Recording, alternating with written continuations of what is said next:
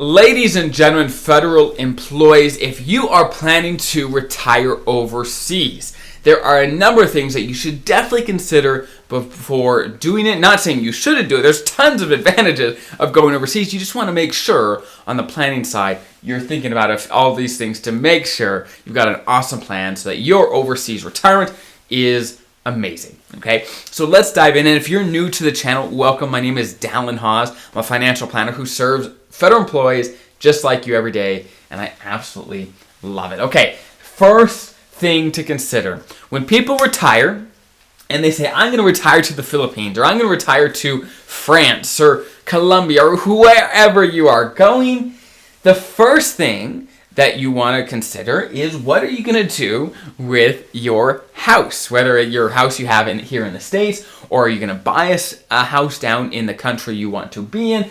The biggest things are what to do with real estate, okay? Now, if you are planning to leave the States and never come back, you may not really have any need for the home in the US, so maybe you sell that. But the big decision is, do you want to go ahead and buy a home in your country of choice?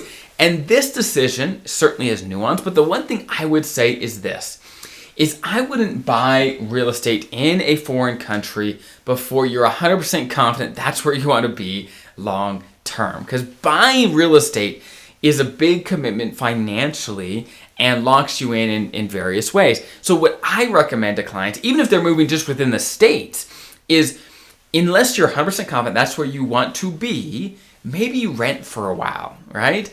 It'll cost you a little bit in rent, but at least you don't financially commit yourself to something that you really don't know exactly. Maybe you're not, if you've never been to the Philippines or lived there for a long period of time, maybe you don't know what that's like, right? For example. So I would be careful before you commit to anything financially in a country that you haven't lived there for a while. But once you've been there a while, you know exactly what areas you want to be in, then you'll have the information to be able to decide on how to handle real estate in that given situation, okay? Next, and this is a big one, is health insurance. In your country of choice, what health insurance do you need to make sure you're covered? For example, what FEHB plan do you have, and will it cover you in that country of choice? For example, Blue Cross plans normally do cover you overseas, but most plans with the government through FEHB actually don't have overseas coverage, so you want to make sure you understand how your FEHB works. And does your country of choice have their own national health insurance plan that may be cost effective to just jump into, or is cash pay more effective? Every country has different strategies that work really well for federal employees. Next, cost of living.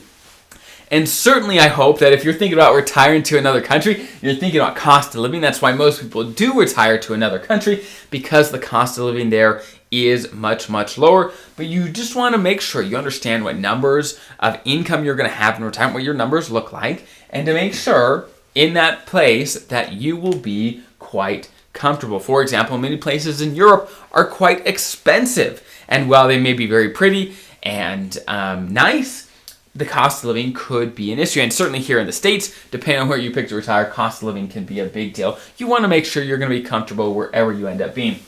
Next is taxes. Just so you know, off the bat, even if you move to another country, the odds of you getting out of federal taxes is a big fat zero. The only way is for someone to get out of U.S. taxes is if they revoke their U.S. citizenship, but even that has issues where, long story short, as federal employees, you're not going to get out of U.S. taxes, even if you live somewhere else in retirement for the most part. So just keep that in mind, is that you still have to pay federal taxes, even if you don't live in the U.S. Now, if you don't have, if your primary residence is not in the U.S., you probably don't have state taxes to worry about, but on the federal side, there's no escaping that, okay? Next.